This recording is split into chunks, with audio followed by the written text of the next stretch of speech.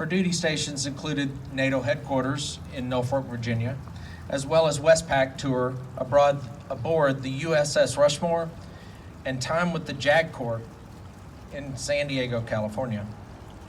After her time in the military, Katrina and her family moved to Texas, where she became a nurse and has served in a number of roles within Ascension Providence, currently serving as our Director of Accountable Care Organization and our Employer Solutions Contracting here in Waco. She has been a member of the Veterans Steering Committee, for Ascension Providence since the development of the Honor Red, White, and Blue program. Please help me welcome Katrina.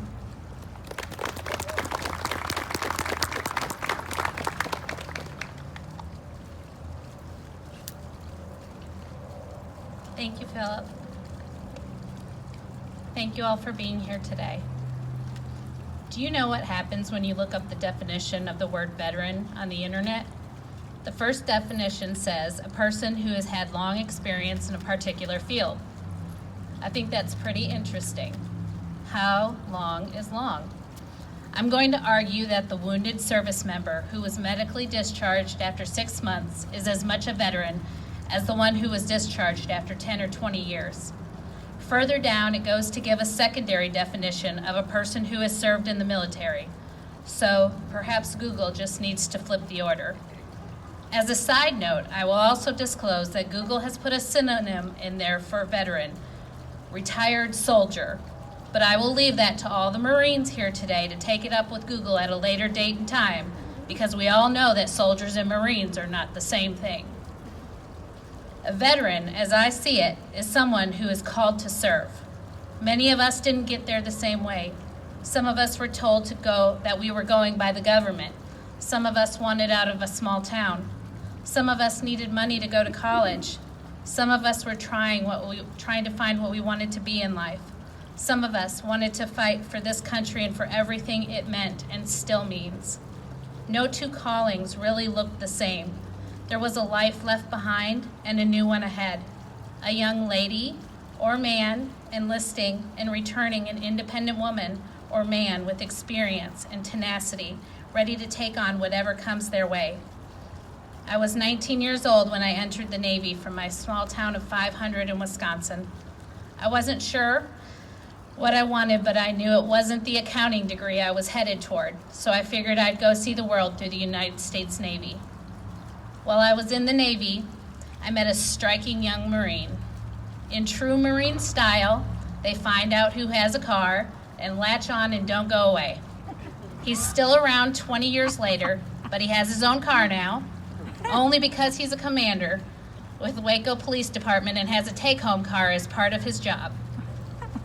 That Marine was a part of enduring Iraqi freedom in 2003, which was also the same year our first son was born. Being a military family is extremely difficult, but being separated while one of you is in a war zone and the other is pregnant was one of the most trying times of my life. Families do it every day, though. They are called to serve. It is being called to serve that led me to ultimately find my husband and now have 2 amazing sons. It is also what led me to find my calling to nursing. And not just nursing, but specifically caring for patients in the Waco and Central Texas communities.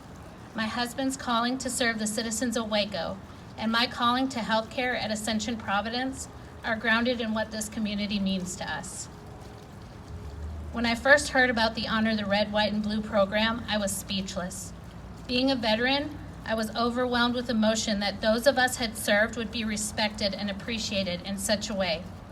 As a daughter of a veteran who was able to pay tribute to her father by placing a paver in the Veteran Memorial Garden in his name, I was feeling more at peace with a loss that seemed to come too soon. As an employee of a large national healthcare organization, I felt a deeper connection to my local community and what we were doing.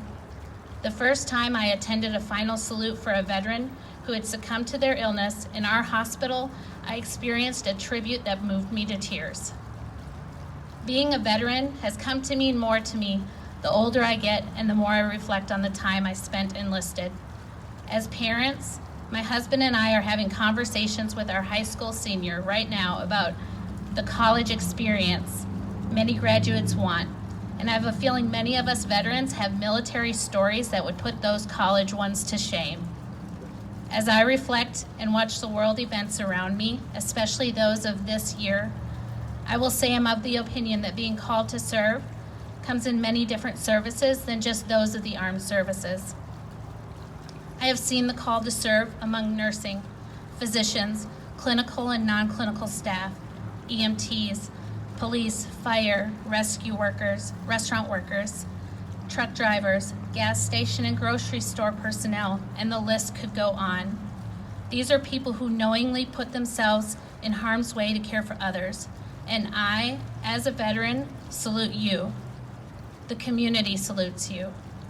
Your work is truly appreciated. But today, on this Veterans Day, to my brothers and sisters who answered the call to serve in the armed forces of the United States of America, I am humbled to stand in your presence. I am thankful you answered the call to serve. I am forever grateful for you. Thank you. At this time, I'll turn it back over to Philip Patterson.